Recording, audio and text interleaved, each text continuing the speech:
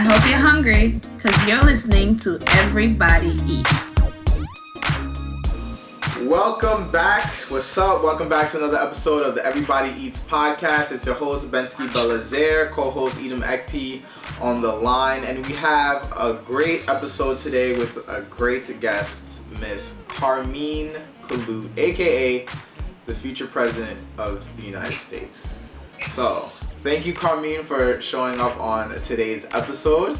Carmine, again, is another QC alum. You know, we love our QC alum out here. Carmine,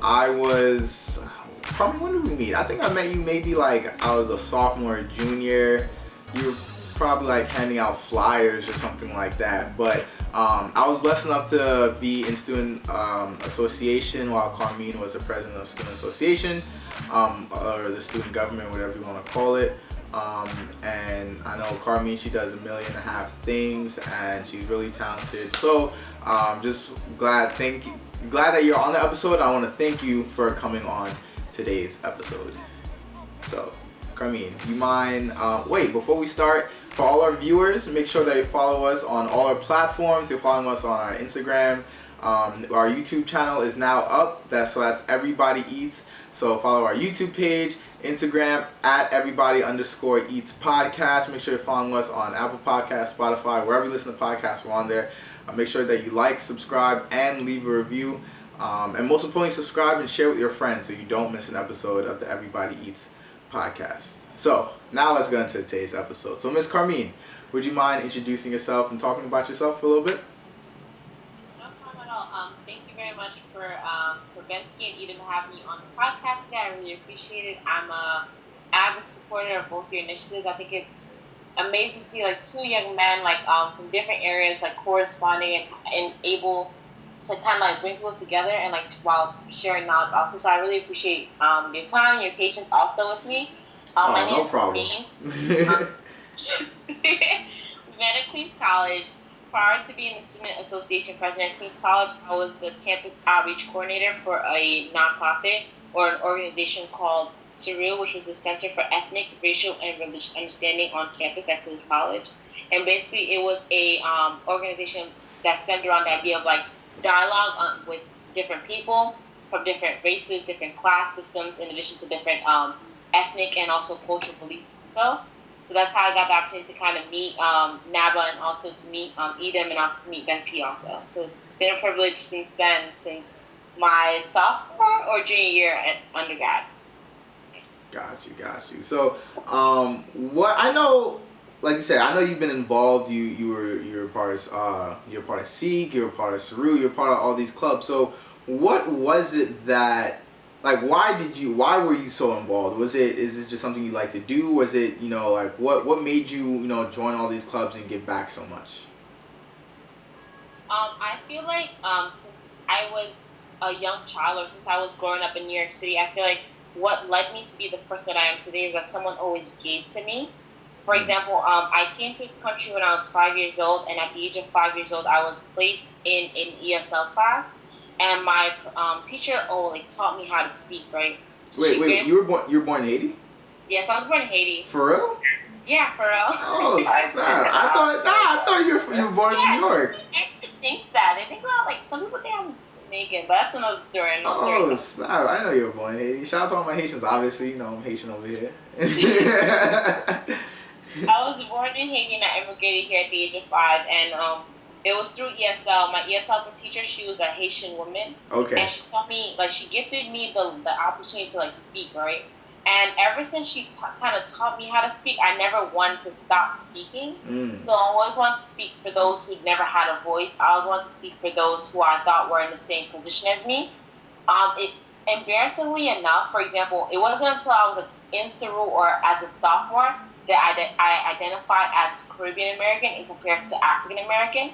So, for example, whenever I was growing up, and I grew up in a predominantly African American neighborhood, I grew up with the traditional African American population. So I related to their struggles. I related to their struggles in society, their struggles in the public school system, in addition to their struggles in their life at work, their social life. So I feel like having that background or being mistaken as an African American, it kind of like made me want to be like the voice for a population that was so marginalized in society. And while growing up, I learned about slavery. I learned about marginalization. I learned about like the out group or versus the in group. So as I grew up in that population, or as I grew up in the public school system, I learned about like the inequalities that our people of color face in the world, and I want to be somebody that kind of spoke against that inequality. So it kind of shaped my voice, and it kind of shaped my being, it kind of shaped the person that I am today. So I credit everything that I am today to my experiences learning English, to my experiences in elementary school, middle school, and also high school. So it's all, I give my life to my community because my community is the reason as to why I am the person that I am today. For sure, for sure. Wow, that's definitely really powerful. And I didn't know that backstory. So that really makes sense of and seeing all the initiatives that you were part of in school. So so I want to ask now. So let's transition to our first segment. I know right now you're really from what I've seen that you're involved in politics. I know that I've seen you helping campaign for some local politicians and things like that. So what I guess what led you to getting involved in politics and helping out like campaigning and things like that? What led me to being involved in politics was an internship. Okay. So an internship kind of gave me the access to politics in a way. I always knew that I wanted to be a political science major, but I never knew where political science would take me. And I think that's pretty relevant to like a lot of like millennials or a lot of like Generation Z members. Like we know what we want to do, we know what we want to study, but we don't know where it's going to take us eventually, and we don't know the steps that we have to take in order to get where we want to be. But I kind of knew I was going to be a political science major. So when I was a sophomore, I like signed up for an internship class, and then the closest representative to me was like a senator's office, and it was like in the senator's office I learned about like constituent work, I learned about community work, I learned about like state cohesion. And through that, I kind of fell in love with the idea. I fell more in love with the idea of like helping the community, engaging in the community, and kind of being a bridge between different agencies. So my role as a intern in the senator's office kind of led me to my participation in various elections. And first, I started off as a deputy campaign field organizer for a local city council member. What does that mean? So, for example, right. So whenever you're planning a election, right? You need to make sure that people are knocking doors for you. You need to make sure you have an adequate amount of volunteers, and lastly, you need to also make sure you have an adequate amount of phone bankers, so people making phone calls for you, right? Okay. So basically, my job as a deputy field organizer was to make sure that someone or about like 10 people every day, morning through the night, like from 9 a.m. to 9 p.m., were knocking on your doors to make sure that you knew that an election was coming. To know that about the candidate, to know about what the candidate has done in the community, what the candidate plans on doing in the community too. So as a deputy campaign field organizer, your role is to make sure that the community knows that number one, there's an election coming. Number two, this is the candidate. Number three, this is what the candidate has done. And number four, this is what the candidate will do for you and will do for our community. So I'm assuming you definitely used those skills while you were part of student government at Queens College, because I did notice that you. Well, from what I noticed, you seem to be very organized, and when we were running the campaigns and while you were president. So I'm assuming that those things definitely correlated. I think it did. I feel like my work in student government was more of a practice run. For example, while working on on the state level and also the city level, working on different campaigns, I learned how to target different populations. So I kind of used the skills that I had working on campaigns outside of schools to kind of work on campaigns inside of school, which is like number one, knowing your target audience. Number two, knowing who's likely to vote for you. Number three, like knowing who's unlikely to vote for you. And also number four, like knowing what the school needs or knowing what the population needs, so that way you can kind of best serve them and you can kind of get their attention, right? Yeah. So to get people's attention, to find out like what they're struggling with. When you're able to find out what someone is struggling with, you're able to best help them, and you're better able to best respond to them, but also like relate to them. Yeah. And when you build a relationship with them, you're kind of seen more as a human more than a politician. And when you're seen as a human and you seem relatable, it makes people trust you. So like by using what I learned outside of school, like working on various campaigns on the city and state level, I was able to kind of like see how that would play on a smaller scale on a campus level. And I'm happy that I had an amazing group of like diverse individuals who were able to make my dream come true, or able to make like the college's campaign or the college's dream come true in a way through their own diversity and also like through their own participation in the electoral process. Definitely. Wow. That's definitely, that's definitely amazing. So what would you say are your, are you still currently working as a deputy campaign officer? Is that was the title? No, it's okay. I was a deputy field organizer. Deputy field organizer, and then okay. Just a field organizer, which is like a step up from deputy. Okay. And for example, when it comes like if anyone's interested in working on elections, right? Elections are seasonal. So what a lot of people who are involved in politics do is that they work on different they work in different offices. However, during the seasonal periods, they try to help out on campaigns. So elections are always seasonal, whereas you always have like your main job that kind of like helps you survive or helps you like pay your rent, pay car insurance. So yeah, so elections are always seasonal. So is that something? Okay, yeah, go ahead. Sorry, I just had a question in terms of like we had Khalil on the podcast a couple weeks back. Yeah. So your position would that would go hand in hand with him running? Like would you be able to help him while he's running, or he has to be in office first, or? No. So as a campaign field organizer, your job is to help them get into office, right? Okay. So you're not the preliminary steps. You're here to help them target certain audiences, certain neighborhoods, certain districts. So that way, whenever they're out, whenever you have volunteers or paid workers like canvassing, phone banking, or even flyering, you're able to hit specific locations where you know that the candidate has a likely chance of being elected in. In addition, you're also trying to target those who are undecided, right? So you already know who's leaning towards you. You already know who are your strong supporters, right? But you're trying to target the ones who are undecided, because then you have a 50-50 chance of getting their vote and getting their support. So when it comes to like campaigning overall, it's like the pre-step for them getting into office, and your role is to make sure that you're able to understand the audience that they need to target. In addition, you also have 3 phases, right? Number 1, your first phase is the introductory stage, where you're like, hi, my name is Carmine, and we're having an election on November 2019, right?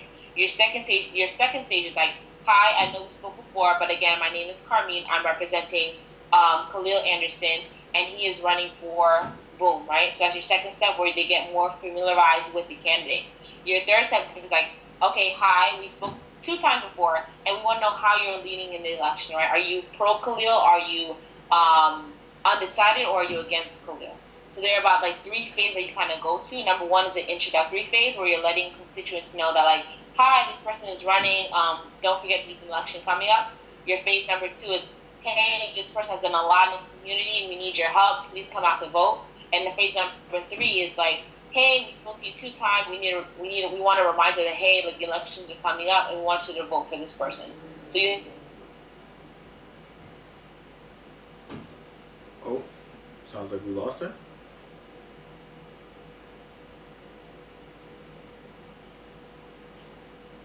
Hello?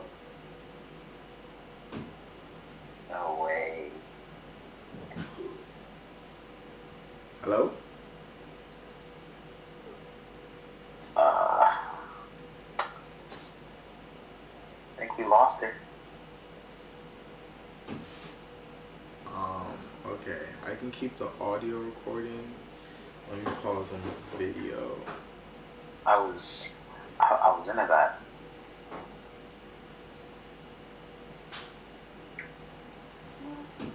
She just texted me. Nah. Hello. All right, you back?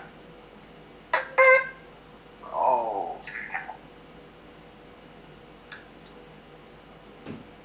Where did Carmine go? I'm here. Okay, all right, Can hold you on. hear? Okay, yeah, now we can hear you. You just like went out for a little bit. Oh, okay. She said, "I'll be back for you." Were you able to hear what I said about Eden's question? Um, She's gonna have for to the answer most that from part. the jump. Yeah.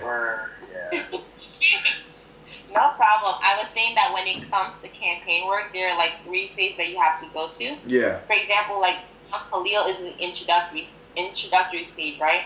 Whereas right now he should be campaigning for people to know who he is, what his platform is, and what he wants to do for the community.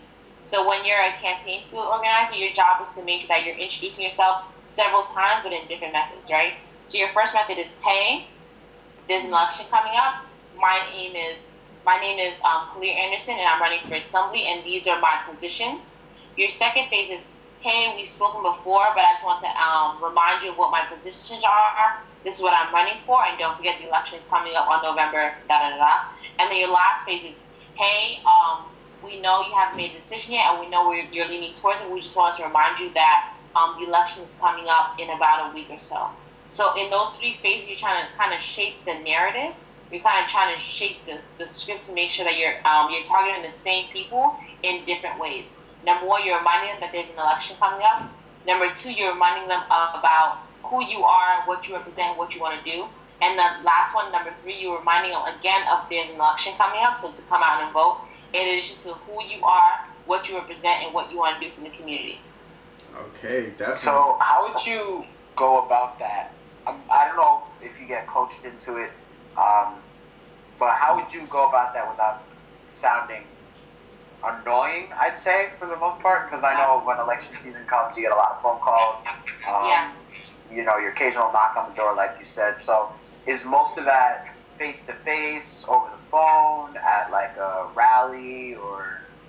So real quick, wait, so hold up, my bad. Real quick, before you answer that question, we're going to take a quick... Alright, so Edom, do you mind asking that question one more time? And then, yeah, let's continue from there. So, how do you go about all that without kind of sounding annoying? Do you get coached through it, or is it mostly over the phone stuff, in person, through a rally?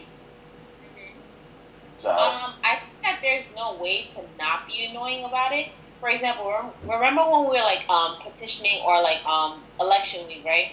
How did people kind of receive it? Were they annoyed or were they happy? Everyone was annoyed. Everyone was like... Like imagine that on a more like on a hyper level. For example, right? I've knocked on your door 1 time and I'm coming back 3 times to knock on your door. So after like the first time, like, okay, hey sis, you knocked on my door once, you already have my vote, please keep it pushing. So a lot of our constituents or a lot of people that we're targeting are annoyed after phase 1. However, the election itself or the candidate itself doesn't really correlate or doesn't really stick in their head until phase 3. So even though it is very annoying, and they're very annoying, trust me, they're very annoyed, it's not until like phase 3 is complete that we can kind of trust that they're like, hey, I know you're mad, but at least you know this election's coming up. Hey, I know you're mad, but at least I know that I can count on your support for this upcoming election because you've been annoyed so much that you know when the election is coming. So like within government, right? What we do is like we give students pins, right? And when we give students pins, it determines the idea that like if you're given a pin, we won't bother you again, right? Yeah. It comes to like real elections, when it comes to like outside elections, it's not the same thing. When we give you a pin, that means that we're gonna call you back over and over again because we're gonna trust in your support. So the pin to us means like a hey, keep trying. We need a reminder. Yeah. Whereas the pin in like on Queens College or in the campus itself means that hey, you already have my vote. That's it. Got you. So that's different, but like I guess that's just part of the game. Like you said, you already know going into that people are going to be annoyed, so you just have to be prepared. Just knowing like that's just a consequence of it, but you have to have that bigger picture in mind that you're here to support the candidate, you're here to support the community, and like if a couple people have to be annoyed in the process, then so be it. But it's for a bigger cause. they'll be happy when they can get the, you know, community change or reform that they're, you know, they've been seeking for. So, I guess that's just part of it. That's how we definitely see it. If you were to ask the constituents who are called repeatedly, I think they would see it as a different way. Completely. Completely different. I found like the worst thing that happened to me. I got like cursed out via like a phone call. Like someone asked like, "Hey, it's an automatic voice message," and we're like, "Oh no, it's not." Like, well, let me hear you. Like, let me give you my 2 cents about what's going on here.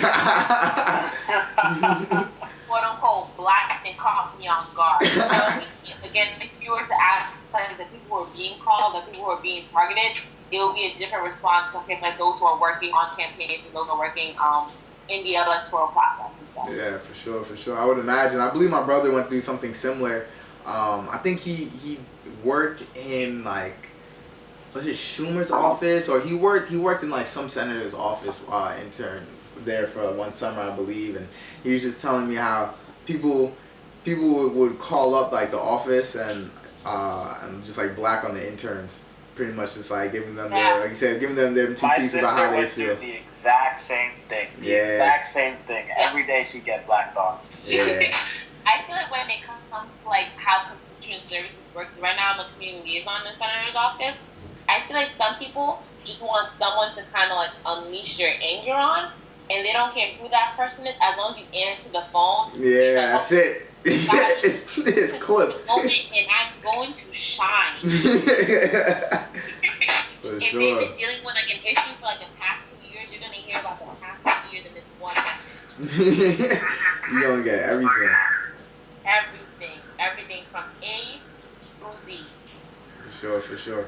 But I guess like you said, that's part of the game. But I mean, if that's something you're interested in, then definitely, you know, that's something you have to deal with. Me personally, I'm not really like, I'll stick more on the business side, you know what I mean? So getting involved, obviously like I support it. I think it's definitely important. I think it's very commendable that, you know, that you're getting involved at, you know, at this age.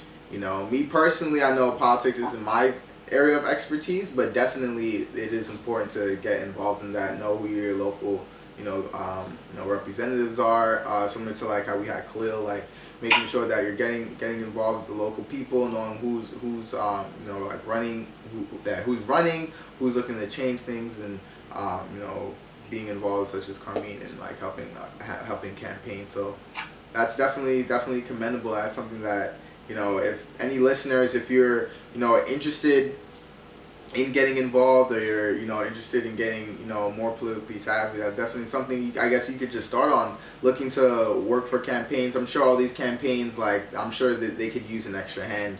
You know, I'm sure they're always willing to have a couple extra hands, you know, help them out. So definitely, if you're listening to this and you're interested, make sure you get involved. Make sure you're aware. I think that's probably one of the biggest things that I'm sure you can argue, just being aware of what's going on in your community and local politics. And I think one thing that I would, like, one advice I would give to college students is that you are valuable, right? You have an access, like, especially if you're like a club leader, if you're like in student government, you have an access like a pool of like people, right? And numbers equal money, or numbers equal power, right? So, for example, if you go to like the first office and you have a problem and you're able to kind of show proof in numbers, or if you go to like the first office and you're saying like, "Hi, I want to have this event in the community, and I have about this many people backing me up from the community who want to see this event happen," it kind of like it awakens your elected officials, and it makes them want to like kind of hear you more, because like again, like we get elected, or elected officials get elected through your voting, through your participation. So as you engage with various members of the community and you're able to kind of come up with the numbers, they're able to take you more seriously, right, as an electorate.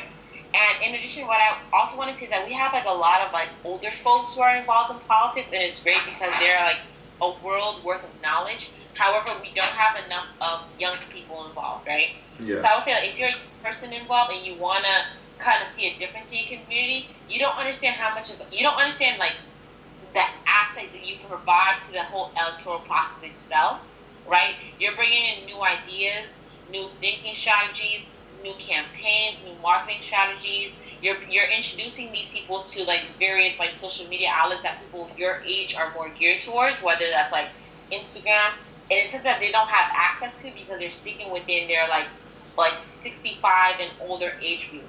So I say if you get in politics, it's so easy, especially as a young person, because like as a young person in politics, when you're the most valuable because your connections are so huge. So even though you might think that you're so small, being like from age like 18 to like 25, you're the most powerful person in that space. You're the most powerful person in that office because you have number one your youth, you have number two your experience, and number three you have the you have your friendship, you have your networks that you gain in college, in the neighborhood, right? So I feel like whenever people want to say like, oh, I want to get involved in politics, I want to do it when I'm older, when I'm more mature, like now is the time to do it, just like Kalila is, like, if not now, then when, right? And even if you don't win, it's not an L forever, it's just an experience that you learn. So the next time, right, you know what to do, you know who to target, you know who to speak to, so that way you increase your chances of getting into office. So it's not a pipe dream, it's not an old person dream, it's the right person's dream. So if you want it, you can go out and get it.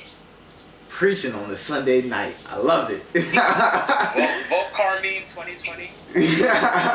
For sure. That's forever my president. And like I said, that's the future president of the United States. So get to know her name, Carmine Couloute. But for sure, man, I really appreciate that insight. So that's real powerful. I hope people listening, I hope you took some gems, especially those who are interested in getting involved with politics. She just gave some really great gems right there. So for right now, I have one question for Carmine, for the viewers listening and people who are viewers and listeners. How does one get their voice heard, whether they actually do want to run for office or just want to help influence policy besides voting, let's say? So how would one take the steps in, you know, fixing X, Y, and Z that's wrong in their neighborhood?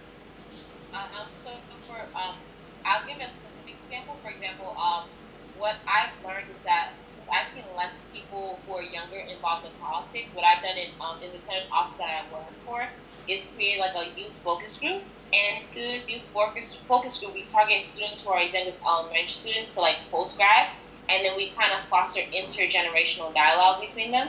So because I saw absence in like youth participation, and because like the office that I worked at was like in total support of like the idea of like getting youth involved and getting young people involved, I was able to create this group of like dynamic individuals. Like our youngest member is actually 8, right? And Merlis, and our oldest member is her mom, right? It's her mom, Miss Allison. So again, like if you see a problem, if you want to get involved, I think the first step is to make the connection, right? Is to go and see the offices, is to schedule an appointment with the scheduler and be like, hi, my name is X, Y, and Z. I'm interested in this, that, and the third, and I want to have a meeting with the congressman, the councilman, the senator, the assemblyman. Once you schedule your meeting, you have a detailed plan of what you're trying to get in the front of the community, or what you're trying to get the community access to, and then that shows that you're prepared, right? It shows that you're organized. It shows that you're serious, right? Because anyone can schedule a meeting and not have anything, like not have a foolproof plan. When you have a plan going into these meetings, you're able to say like, hi, I'm a serious person from this community, a product of this community, this is what I want to do. And just by you having a plan, it shows how serious you are, and it makes the elected officials want to support you because they know that you're someone not to mess with in the community just because of how organized you are and how seriously you take this issue. So if you're a younger person, or if you're any person, it doesn't matter the age, and you want to get involved, the first step in my opinion would be to contact the elected official and to see where you can kind of bridge the gap or bridge the disparity that you're seeing, and how you can use their help and use their funds and use their resources to kind of get your dreams get accomplished, or what you see in your community get fixed. For sure. I think that tackles the question head on. Edom, you have any follow-ups? Nah, she answered every point and then some. So for sure. But like I said, these are some great gems. I think this is great information for those looking to get involved. And again, like you know, it's crucial that you know what's going on in your community, especially if you want to make an impact. You have to just be in the know. And realistically, there's no excuse these days with technology and the news at our fingertips. There's no excuse to really not be you know, knowledgeable. And if you want to get involved, there's no reason why you shouldn't. be getting involved. But I think that covers the first segment. Thank you very much for going over that. So we'll take a quick break and then go into our word of the day. All right, welcome back to Everybody Eats. We have here Miss Carmine Couloute. We're going to do our word of the day. This week I have the quote. It's not too hard. You guys should be able to get it actually, but it's a nice quote. Hold on, let me pull it up. All right, you guys ready? Yeah. All right. Change would not come if we wait for some other person or some other time. We are the ones we've been waiting for. We are the change that we seek.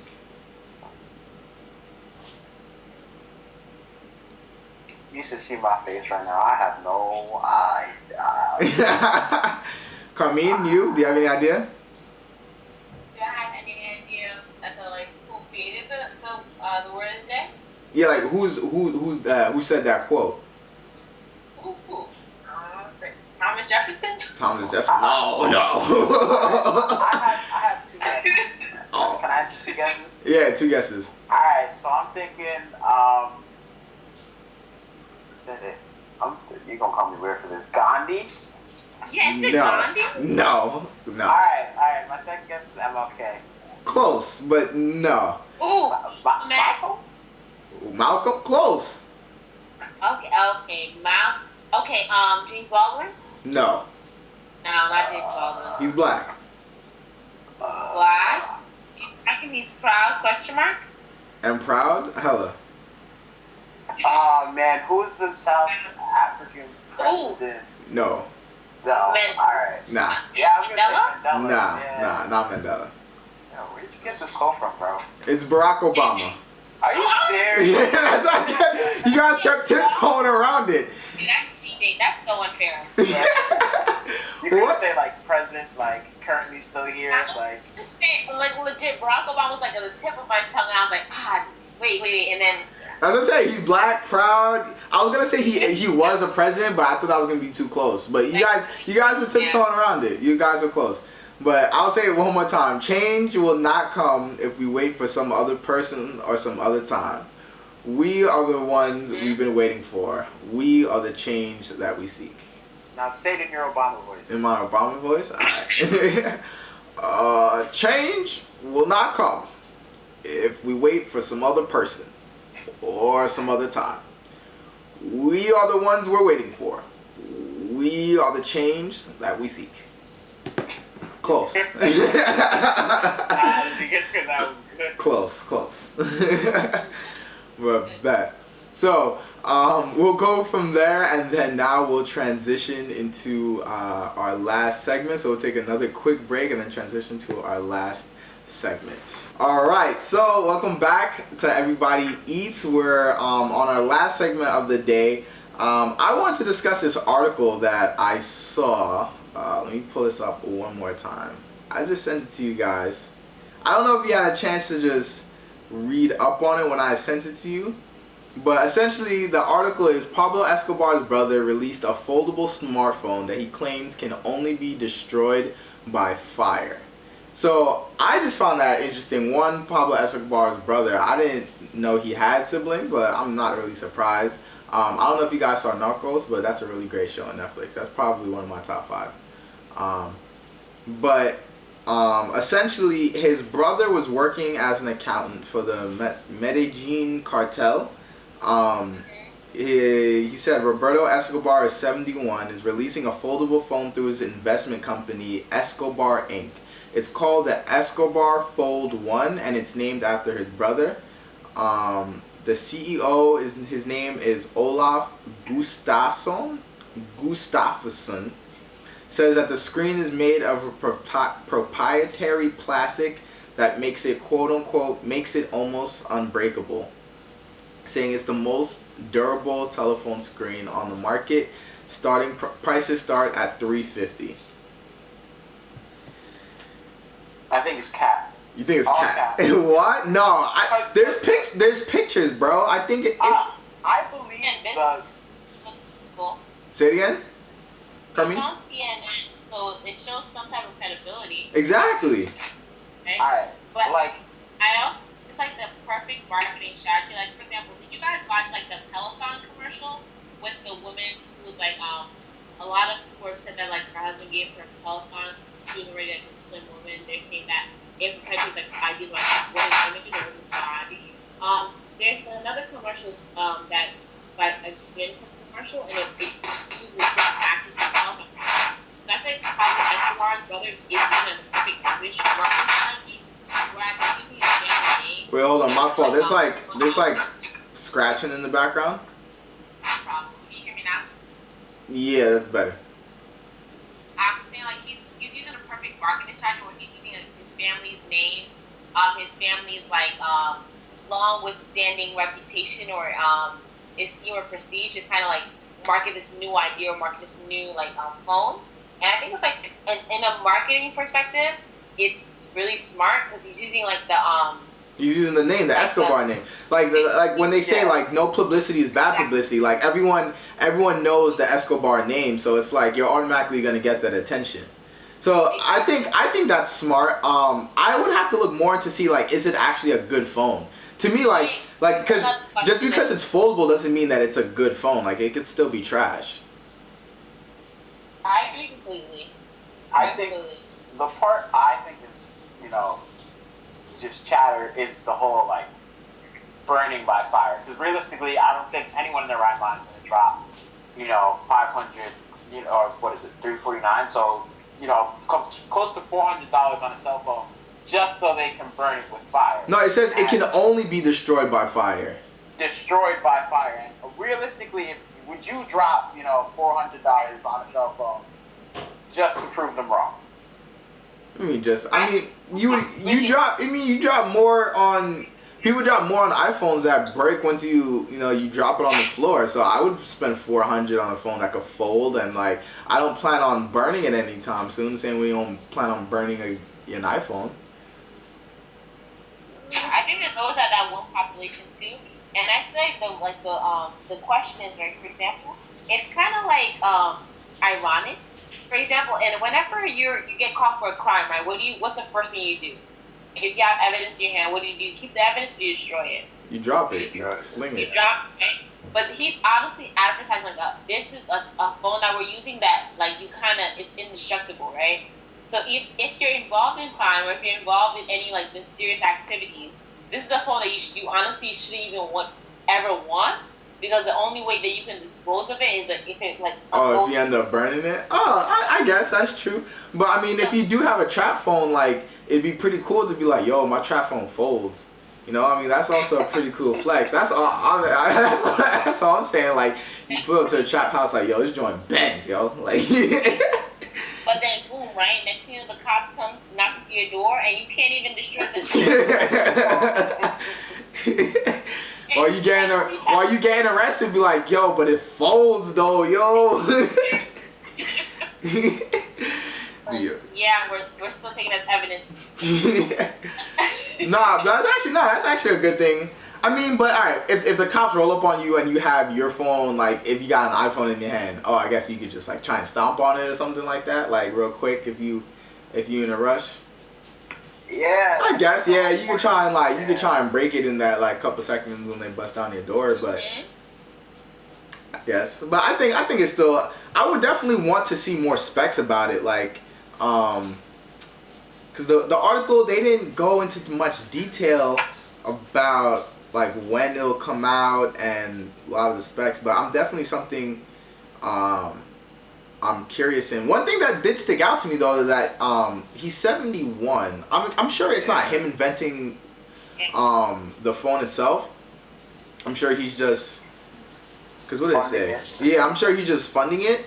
But to me, like I just found that a little bit interesting. Like it's not like it's never too old to like invest into something. You know what I mean?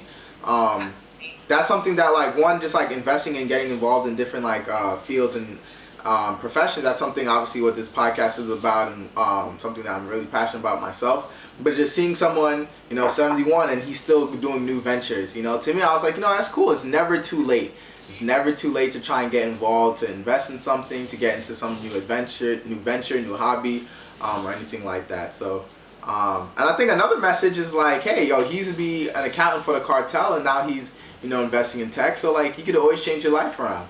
You know what I mean? That was my little positive, my piece. I was like, oh, that's pretty dope. I don't know if he has any ties back to it still. I wouldn't be surprised. But like in the meantime, like he's still doing. If he's investing in foldable phones, that's cool. And like I know like Galaxy, I think Galaxy, they're already like looking into that. I think like that's just a new wave of like foldable phones.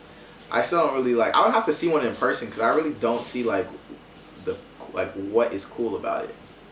Like it's not a flip phone really, but it's just like the screen bends. Like it sounds cool, but like I wonder in actuality, is it really convenient? I understand. You're gonna have to buy one to find out, bro. Yeah, man. I have to just see it. Look at that! You're already like you're already part of the target audience, like the curious audience. The curious audience, yeah, they got me. They got me.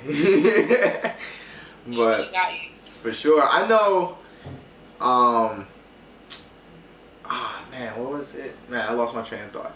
But talking about just like new technology, that's just kind of that just made me think of like VR and like how that's going to be like a new wave. So I guess that's just going to be like the new wave of like tech. You're going to have VR, foldable phones. And like I was actually able to use like some VR technology over the summer when I was in like Nashville for that conference, and it was absolutely nuts. Bloomberg had this like VR mask that not really VR goggles that you could pretty much use/see the Bloomberg terminal in virtual reality, and it was crazy. Stupid crazy. And I went to like this event the other day, and it was based like millennials in entrepreneurship, and there was this one young man. He spoke about how what he does is he partners up with hospitals, and he creates holograms, right? Ooh. So the holograms are able to kind of like have like the patient's spec and the patient's details, and the doctor's able to use the holograms like as an interactive tool to explain what's going on to the patients or explain what the procedure is going to be.